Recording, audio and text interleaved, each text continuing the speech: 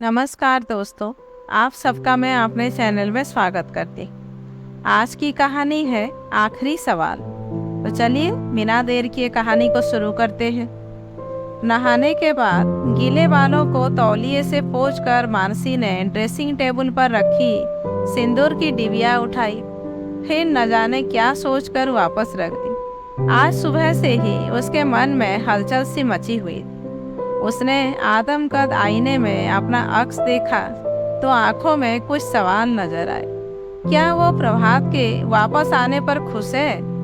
चिर प्रतीक्षित और अभिलाषित चीज पाने की खुशी इन आंखों में क्यों नहीं झलकती? क्यों छाया है एक वीरान सन्नाटा, जिसकी प्रतीक्षा में जीवन के 15 बहुमूल्य साल यूं ही गवा दिए? उसके आने की आहट मन को एक मधुर सिहरन से क्यों नहीं भर देती? क्यों आज वेदना और फूढ़न का आवरण मन पर छाया हुआ है? मानसी ने दीवार पर टंगी घड़ी की ओर देखा। घड़ी की टिक टिक के साथ समय सरकता जा रहा था। कुछ ही देर में प्रभात यहाँ पहुँच रहे होंगे। घर में सब कितने उत्साहित थे, मानो गड़ा खजाना मिल गया हो। और मेरी मनोदशा से किसी को क्या लेना देना? मानसी ने सोचा।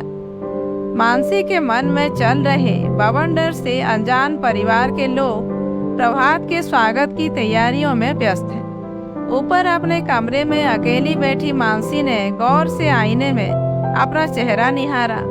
बालों में सफेदी कहीं कहीं से झांकने लगी है।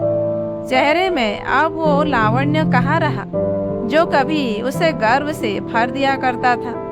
गोरा भरा भरा चेहरा अब सांवला और लंबोतरा सा लगने लगा है। पिछले वर्ष ही तो 35 वर्ष पूरे किए हैं उसने। क्या उम्र के इस पड़ाव में कोई उस साथी के साथ को सार्थक मान सकता है जिसने जीवन की शुरुआत में ही दामन छुड़ा लिया हो? जीवन की उमंगें अब मृत प्राय हो चुकी है। वैसे भी जीवन की कठोर पाषाणी राह में नितांत एकाकी चलना, टूट कर गिरना, फिर उठना, अपनी हिम्मत से मंजिल तक पहुंचना क्या सबके नसीब में होता है?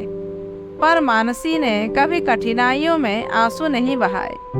जीवन की हर विसंगति से लड़ी है वो, तभी तो आज एक मुकाम पर है।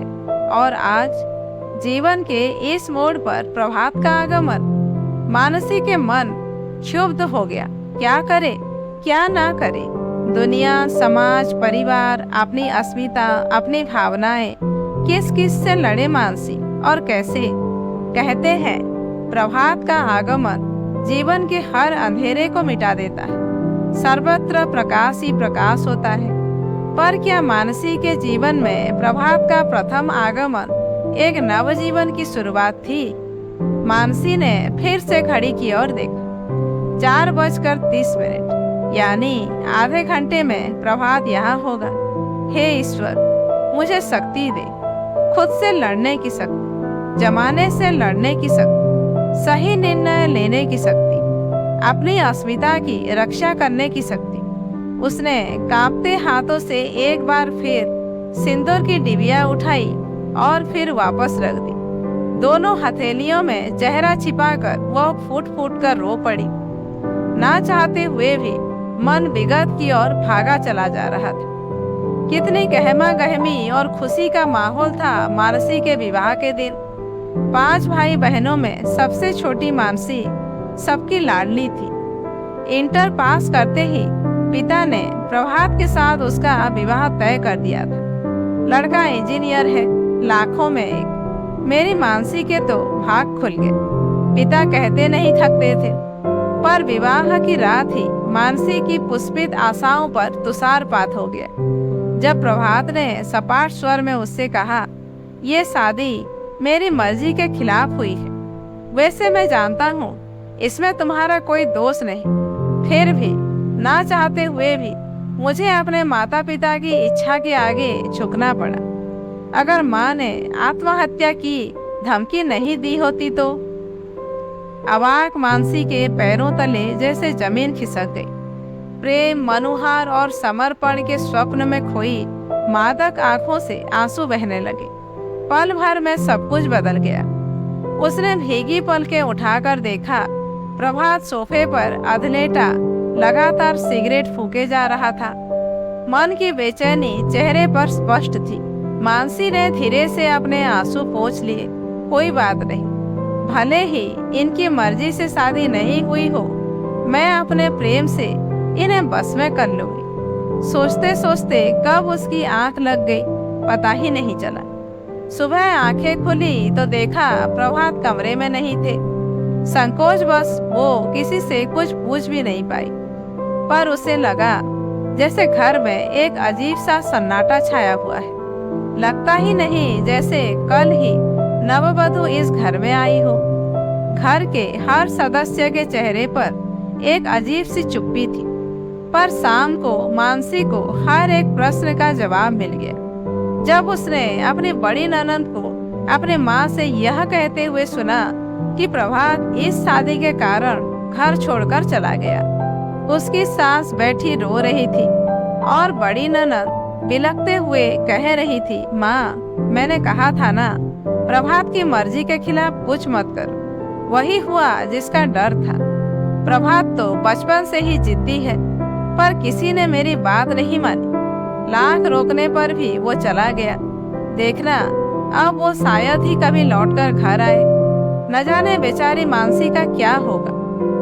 मानसी कटे पेड़ की तरह बिस्तर पर ढह सी गई। आंखों के सामने घना अंधेरा छा गया था। फिर सब कुछ अनचाहा घटता गया। पगफेरे की रस्म के लिए भाई के साथ मायके आई मानसी फिर लौटकर ससुराल नहीं गई। ससुराल वालों ने मानसी की विदाई पर जोर डाला था, पर आंतरिक पीड़ा से विकल रोती बिलखती बेटी की दशा ने पिता के हृदय को वेदना की जंजीर से बांध लिया था। नहीं, मेरी मानसी अब तभी वहां जाएगी जब प्रभात आदर सम्मान के साथ इसे वहां ले जाएगा, अन्यथा नहीं। उन्होंने कहा तो मानसी के जेठ बिफर कर बोल पड़े थे, प्रभात का गुस्सा आज नहीं तो कल ठंडा हो ही जाएगा। वो खुद ही वापस लौट आएगा। क्या तब तक बेटी को घर पर बिठाएंगे? समाज क्या कहेगा? आपके साथ साथ हमारी भी बदनामी होगी। मैं इन ओछी बदनामियों की परवाह नहीं करता। मानसी प्रभात के साथ ही वहां जाएगी। ये मेरा आखिरी फैसला है। कहते कहते मानसी के पिता क्रोध और वेदना की मिलीजुली अभिव्यक्ति के कारण हाँफ से उठे थे। इस घटना के बाद मानसी के जीवन में जैसे सुख का प्रवेश निषेध हो गया। जिंदगी कभी कभी ऐसा दर्द दे जाती है जिसे सह पाना बेहद कठिन होता है, और ये दर्द हथेली पर उगे उस फोड़े से कम पीड़ादायक नहीं होता जो अपनी टीस से सर्वांग को सिहारा देता है। मानसी जानती थी कि जिंदगी बहुत बड़ी नियामत है, इसे यूं ही गंवा देना अच्छी बात नहीं है, पर पीड़ा की अधिकता के कारण आंसू बेइख्तियार आंखों से बहने लगते थे। उसे धैर्य बंधाती माँ भी फूट फूट कर रो पड़ती थी। बेटी को बार बार पति के पुनरागमन का विश्वास दिलाती माँ भीतर ही भीतर किसी अनहोनी की आशंका से भी कांप उठती थी। अगर प्रभात नहीं लौटा तो कैसे काटेगी मानसी पहाड़ जैसा जीवन? ये प्रश्न माँ के हृदय को वेदना से मत डालता था। दरवाजे पर होने वाली हर आहट पर, हर दस्तक में मानसी प्रभात को तलाशती रहती।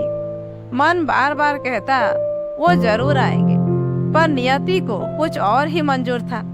एक दिन मानसी को प्रभात का पत्र मिला। पढ़कर वह हतप्रभ रह गई। सारी आशाएं पल में मिट्टी के ढेर की तरह ढह गई। उसकी दशा ठीक उस परकटे परिंदे की तरह हो गई जो उड़ने की अदम्य लालसा लिए पेड़ की डाल पर बैठा ही था कि बहेलिये ने उसके पंख कतर डाले।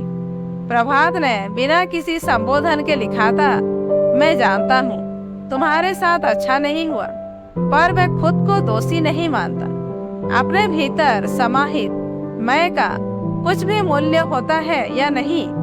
मैं कहीं और शादी करना चाहता था, पर माँ के दबाव के कारण तुमसे शादी करनी पड़ी। क्या मुझे अपनी खुशियाँ पाने का हक नहीं? किसी भी दबाव से परे, किसी के हस्तक्षेप से अलग जीवन को अपने ढंग से जीना ही आनंद देता है। हो सके तो मुझे माफ कर देना। मैं शायद तुम्हारे लिए बना ही नहीं था। तुम्हें पत्र लिखने का उद्देश्य यही है कि तुम भी आज से स्वतंत्र हो। मैंने तुम्हें हर बंधन से मुक्त किया। मानसी गस खाकर गिर पड़ी। माँ ने उसके हाथ से चिट्ठी लेकर पढ़ी तो वो भी सन्न रह गई। इस अप्रत्याशित घटना से अवाक रह गए मानसी के पिता और बड़े भाई क्रोध से भरे उसके ससुराल पहुंचे। चिट्ठी पढ़कर प्रभात के घर में भी सब कुछ साफ सो गया। दूसरे ही दिन मानसी और प्रभात के पिता मुंबई के लिए निकल गए, जहां एक फर्म में प्रभात कार्यरत था। पर निराशा ही हाथ लगी। एक सहकर्मी से पता चला कि प्रभात ने ये नौकरी छोड़ दी है और अपनी पत्नी के साथ कहीं और चला गया है। पत्नी के साथ यह दूसरा वज्राघात था, जिसे सुनकर मानसी के पिता संज्ञा शून्य से हो गए। किसी तरह घर तो लौट आए, पर सप्ताह भर के भीतर ही हृदयाघात से उनकी मृत्यु हो गई। बेटी की पीड़ा सहन करने में असमर्थ पिता ने दुनिया से ही विदा ले ली थी। मानसी पर तो जैसे दुखों का पहाड़ ही टूट पड़ा था। जिस पिता की प्रेरणा से उसने जीने की उमंग पैदा हुई थी, वो उसे मझधार में छोड़ गए थे। मानसी टूट गई थी। दुख और अपमान की पीड़ा का दंश सर्पदंश से कम होता है क्या? अपनी सारी पीड़ा को आत्मसात कर मानसी माँ की सेवा में लग गई थी। समय अपनी गति से चलता गया। धीरे धीरे 15 साल गुजर गए। उच्च शिक्षा प्राप्त करने के बाद मानसी स्थानीय कॉलेज में प्रवक्ता बन गई थी। दोनों भाइयों ने शादी करके घर बसा लिया था। इन 15 वर्षों में बहुत कुछ बदल गया था। सबकी जिंदगी एक ढर्रे पर गतिमान थी, पर मानसी क्या क्या नहीं भोगा था उसने इन वर्षों में। तिल तिल कर जली थी वो। सब कुछ सहा था उसने।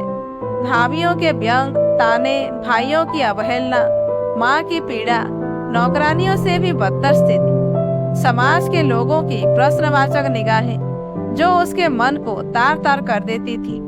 सब कुछ झेलती रही वो। उस दिन की प्रतीक्षा में जब उसे एक पहचान मिली, जिस दिन उसे कॉलेज में व्याख्याता का पद मिला, वो दिन उसके लिए अविस्मरणीय बन गया। उसने जिंदगी से जूझकर अपनी मंजिल पाई थी। जो लोग ताने देते नहीं थकते थे, उन्हें अब मानसी कर्मठ और जीवट लगने लगी थी। कभी कभी मानसी के अधरों पर एक विद्रूप सी मुस्कान आकर ठहर जाती।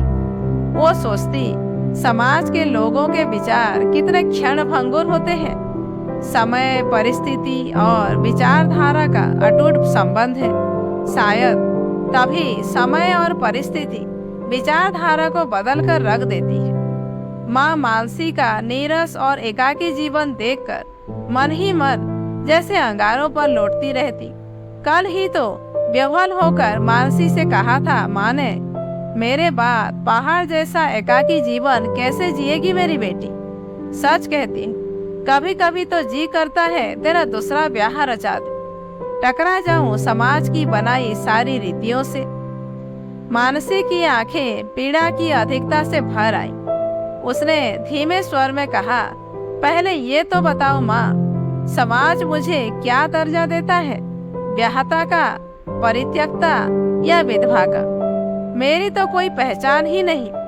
कभी कभी सोचती हूँ, माथे पर बिंदिया, मांग में सिंदूर क्यों लगाती रही हूँ वर्षों से? क्यों जीती रही हूँ दोहरी जिंदगी? विवाहिता का छद्म आवरण में लिपटे अपने कौमार्य को, अपने सपनों को क्यों छलती आई हूँ आज तक? कहते कहते वो बिलक बिलक कर रो पड़ी थी। परित्यक्ता शब्द जब किसी नारी के साथ जुड़ जाता है तो वो किसी नासुर से कम पीड़ा नहीं देता। लाख जतन कर लिए जाए, पर समाज एक नस्तर की तरह इस घाव को कभी भरने नहीं देता। क्या क्या नहीं भोगा है मानसी ने। आज 15 वर्षों के बाद जिंदगी के इस मोड़ पर प्रभात पुनः उसके जीवन में साधिकार प्रवेश चाहता है, और वो भी ऐसी स्थिति में जब वो एक दुर्घटना में अपनी पत्नी और बच्चे को खो चुका है। आज जो सामाजिक संवेदना प्रभात के साथ है, वो बरसों पहले मानसी के साथ नहीं थी। माँ ने कहा था, बेचारा। कल रात पहली बार मानसी ने घर वालों के सामने मुंह खोला, मैं प्रभात के साथ नहीं जाऊंगी, अब बहुत देर हो चुकी है। सबकी आंखें हैरत से फटी रह गई। बड़े भैया ने क्रोध से कहा, कुछ भी हो, तुम्हें उसके साथ जाना ही होगा, आखिर वो तुम्हारा पति है। मानसी के परिवार वाले उसकी चुप्पी को स्वीकृति समझकर खुशी खुशी प्रभात के आगमन की प्रतीक्षा करने लगे। पर मानसी ने मन ही मन दृढ़ निश्चय कर लिया कि अब वो कठपुतली की जिंदगी नहीं जिएगी। उसने जैसे अपने आप से कहा, अगर सूत्रधार की मजबूत पकड़ से डोर नहीं खींच सकती तो क्या हुआ, अपने साथ जुड़ी डोर तो तोड़कर फेंक सकती हूँ ना। बस बहुत हो गया, अब मैं वही करूँगी जो मुझे करना है। अपनी अस्मिता, अपने अस्तित्व और बकौल प्रभात के मेरे भीतर समाहित मैं का भी तो कोई मूल्य है ना। मानसी, नीचे आओ ना, क्या कर रही हो इतनी देर से? बड़ी भाभी ने पुकारा तो उसकी तंद्रा भंग हुई। न जाने कब से वो ख्यालों में गुम थी। उसने अपनी सोनी मांग को देखा, फिर कुछ सोचकर ड्रेसिंग टेबल की दराज से सिंदूर की डिबिया निकाली और थोड़ा सा सिंदूर मांग में भर लिया। कितना आसान होता है पुरुष के लिए बंधन तोड़ देना, पर स्त्री को तो सारा वजूद ही सिंदूर की लाल रेखा के साथ बंध जाता है। सिंदूर और भावना का बड़ा गहरा नाता है। भावना कोई खरपतवार नहीं जिसे सहज ही उखाड़ कर फेंक दिया जाए। भावना तो विशाल वटवृक्ष की तरह होती है, जिसकी जड़ें गहरे तक मन में जमी होती है। मानसी तैयार होकर नीचे हॉल में चली आई और नौकर से कहा, ऊपर जाकर मेरा सामान नीचे ले आ, और हाँ, एक टैक्सी भी ले आना। अच्छा, जाने की इतनी उतावली? अभी तक तो प्रभात आया भी नहीं है। छोटी भाभी ने चुहल की तो मानसी ने निर्विकार भाव से कहा, माँ, मैं जा रही हूँ। कॉलेज कैंपस में ही मुझे एक क्वार्टर मिल गया है, अब मैं वहीं रहूंगी। मैं जानती हूँ ना तो ये घर मेरा है और ना प्रभात का।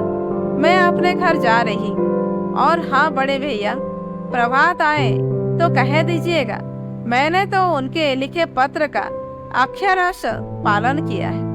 अपने भीतर समाहित मैं का मूल्य ज्ञात है मुझे। कभी उन्होंने जिस बंधन से मुझे आजाद करने की बात कही थी, आज उसी बंधन से मैं उन्हें मुक्त कर रही। तेरा दिमाग चल गया है क्या? लोग क्या कहेंगे? बड़े भैया चीख पड़े। बेटी, सुबह का भूला अगर शाम को घर आ जाए तो उसे भूला नहीं कहते। माँ ने समझाना चाहा तो मानसी बिफर कर बोली, सुबह का भूला? सुबह और शाम के बीच 15 वर्षों का अंतराल नहीं होता माँ। उस अंतराल की वेदना, उसकी चुभन, उसकी कसक का हिसाब मुझे कौन देगा माँ? ये समाज, परिवार या खुद प्रभात? प्रभात तो एक पुरुष है, अच्छी तरह जानता है कि वो चाहे जिस तरह से नारी की अस्मिता को रौंद डाले, नारी हर परिस्थिति में उसे अंगीकार करने पर विवश ही होगी। माँ, आज तक मैंने आपके, भैया भाभी के, समाज के और अपने मन में उठे हर प्रश्न का उत्तर दिया है, पर आज एक आखिरी सवाल पूछती, आखिर स्त्री कब तक सहेगी? कभी तो विद्रोह का स्वर मुखर होगा ही। फिर शुरुआत मुझसे ही क्यों नहीं? बोलो माँ, शुरुआत मुझसे ही क्यों नहीं? अपने आंसुओं को रोकने की नाकाम कोशिश करती हुई मानसी तेज कदमों से घर की दहलीज लाद बाहर चली आई। टैक्सी में बैठी तो न चाहते हुए भी अब तक अवरुद्ध अश्रु प्रवाह सारे बात तोड़कर बह निकला। आंसू की हर बूंद एक ही सच्चाई को बयान कर रही थी कि नारी किसी भी बंधन को तोड़ना नहीं चाहती। हर बंधन में समा जाना ही तो नारीत्व है। पर आज की नारी अपनी अस्मिता और अपने वजूद को अहमियत देती हुई हर बंधन निभाना चाहती है, इनकी कीमत पर नहीं। तो दोस्तों, आज की कहानी यहीं पर समाप्त होती है। कहानी कैसी लगी कमेंट करके जरूर बताइए। अच्छी लगी हो तो एक लाइक कीजिए, जानने वालों को शेयर कीजिए। और ऐसे ही वीडियोज आगे देखने के लिए मेरे चैनल को सब्सक्राइब करना मत भूलिए।